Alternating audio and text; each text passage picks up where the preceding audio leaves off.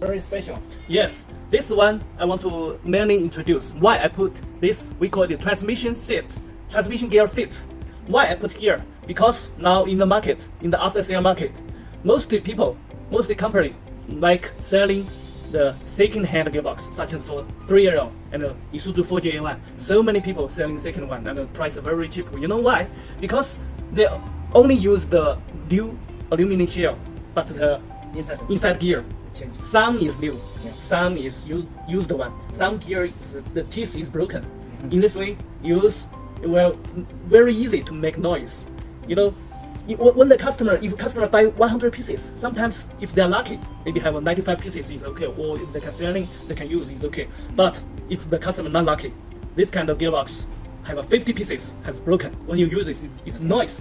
It got too many customer complaints. So NITOYO parts is all new. Yes, NITOYO parts we are guaranteed. NITOYO transmission gear and gearbox all is new. You can see here.